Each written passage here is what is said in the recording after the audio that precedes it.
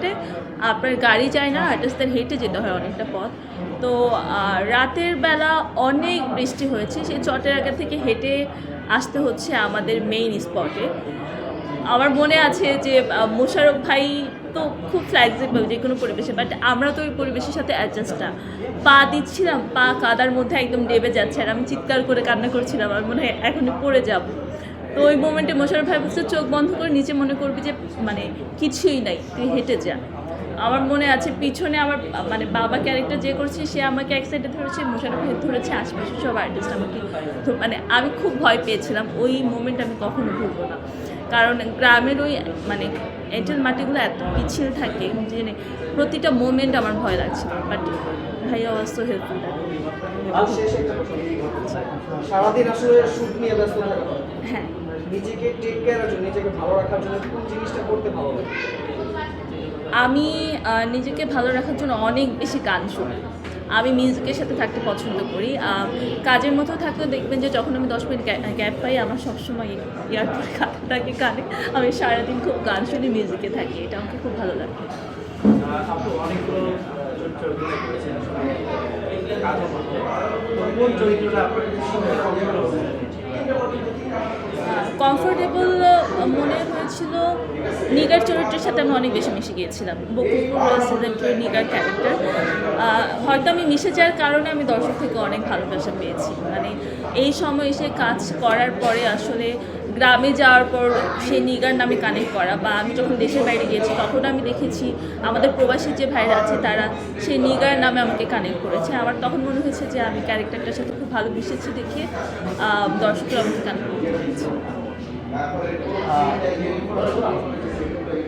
আচ্ছা,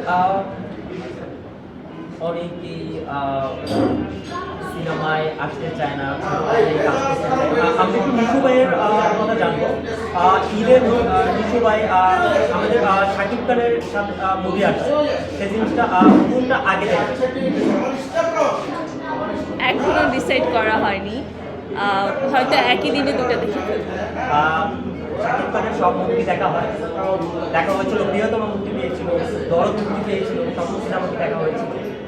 দেখা হয়েছে, বাট সিনেমা হলে গিয়ে দেখা হয়েছে সেটা বলবো না। আর দেখা হয়েছে দরদ দেখি না, এখন প্রিয়তমা দেখেছি। প্রিয়তমা দেখেছেন? প্রিয়তমা দেখতে যে কোন অংশটা আপনার কাছে শাকিব খানের অভিনয়টা ভালো লেগেছে আপনার, এখনো মনে পড়েছে শাকিব খানের? ভাইয়া লুক চেঞ্জ করে আসাটা, যখন বৃদ্ধ বয়সে ওটা একটু বলতে পারবেন? কি বলবো, আপনি তো মুভি দেখেছেন, তারপর কোনো কার্টুন নায়কের মুভি দেখা হয়, কোন নায়কের ছবি দেখা হয়, আর কার্টুন নাটকের কাজ দেখা হয়? ওইভাবে তো স্পেসিফিক ধরে কোনো আর্টিস্টের কাছে দেখা হয় না। যখন যেটা আসে আশেপাশে এনভায়রনমেন্ট থেকে শুনি যে এই কাজটা ভালো হচ্ছে, তখন তাতেই দেখা হয়। আপনি ইন্ডাস্ট্রিতে আসছেন, কাকে ফলো করে বাংলাদেশের কোন নায়িকার কাজ সবথেকে পছন্দ হয়? বাংলাদেশ ইন্ডাস্ট্রি নায়িকার কাজ পছন্দ হয় আপনার, কাকে ফলো করে ইন্ডাস্ট্রিতে আসেন? আচ্ছা, আমার ইন্ডাস্ট্রিতে না মানে আশাটা কাউকে ফলো করে আসা হয়নি, প্রথম আশাটা। তবে ছোট থেকে আমি যখন কাজ দেখতাম, আমার জয়া আপার কাজ বা হচ্ছে সুবর্ণা ম্যাম, তারপর হচ্ছে রিচি আপু, এরা যারা ছিল তাদের নাটক দেখে কাজ দেখে আমার ভালো লাগতো। এমন হয়েছে যে বন্ধন সিরিয়াল চলতো, একসাথে বাসায় সবাই বসে দেখতাম, তারপর আমি সেই ডায়লগগুলো আয়নায় দাঁড়িয়ে দাঁড়িয়ে বলতাম। কিন্তু আমার শুরুটা তো উপস্থাপনা দিয়ে, তারপর নাটকে করে আসা, ওইভাবে প্ল্যানিং করে তাকে ফলো করে আসা সেটা হয়নি। বাট এখন আসার পর আমার জয়া আপুকে খুব পছন্দ, আর মেজাবিন আপুর কথা আমি সবসময় বলি আমার খুব পছন্দের একজন।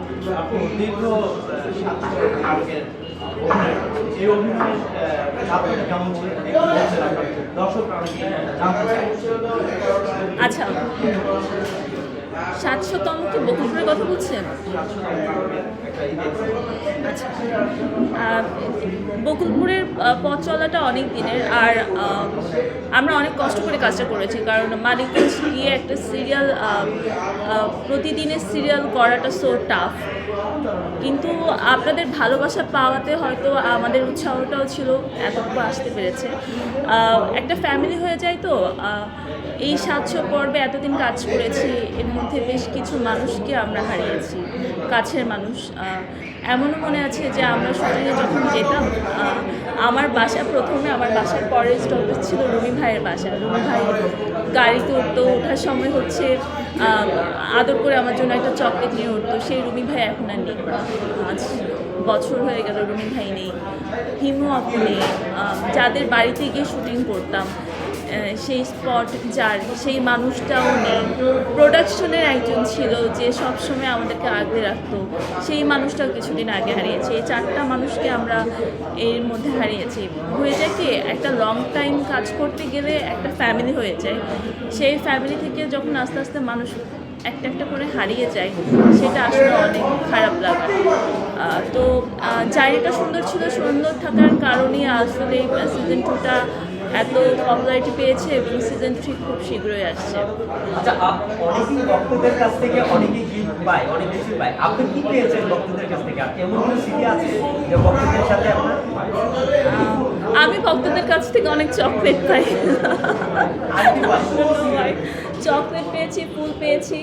আর আমার একটা গ্রুপের ফ্যান আছে শান্তা একবার খুব সুন্দর করে হচ্ছে আমার অনেক ছবি দিয়ে একটা কোলাজ বানিয়ে পাঠিয়েছে। ও আচ্ছা, সবচেয়ে ইম্পর্টেন্ট গিফট যেটা, আমাকে একজন ফোন দিয়ে বলেছে যে আপু আপনার বাবাকে নিয়ে 2টা বা 3টা লাইন বলেন, আপনি তো বাবাকে হারিয়েছেন, 2-3টা লাইন বলেন। তো বাবাকে নিয়ে আমি জাস্ট কথায় যে বাবার ভয়েস খুব শুনতে ইচ্ছে করে, বাবাকে নিয়ে আমি কিছু কথা বলেছি। এরপর দেখলাম পরের দিন আমার বাসায় এত বড় একটা ছবি এসেছে, ছবির নিচে আমি বাবাকে নিয়ে যে কথাগুলো বলেছি সুন্দর করে সে কথাগুলো লিখে বাবা যেদিন চলে গিয়েছে পুরাটা কোলাজ করে একটা সুন্দর গিফট আমাকে এক ভক্ত পাঠিয়েছে। সেটা আমার জন্য এখন পর্যন্ত লাইফে সবচেয়ে প্রিসিয়াস গিফট। আরেকটা জিনিস জানবো, আপনি দেখতে অনেক সুন্দর, আপনার রূপের রহস্যটা কি? আমি বাই হার্ট একজন ভালো মানুষ, যেটা বাইরে এভাবে আপনাদের কাছে সুন্দর লাগে। তেমন কিছুই না, নিজের টুকটাক কেয়ার করার চেষ্টা করি এই। আচ্ছা, এই পর্যন্ত স্কুল লাইফে কয়টা প্রেমের অফার পেয়েছে?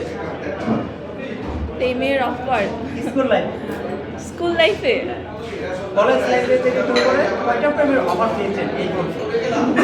আপনি দেখতে অনেক সুন্দর, অবশ্যই অনেক আপনারা অনেকে জানতে চায় যে অন্নদাতা এ পর্যন্ত কতগুলো প্রেম হয়েছে। আপনাকে দেখে অনেক ক্রাশ লাগে, অনেক ভক্তরা বিভিন্ন কমেন্টস করছে, অলরেডি কমেন্টস করছে, তারা লাইক আছে।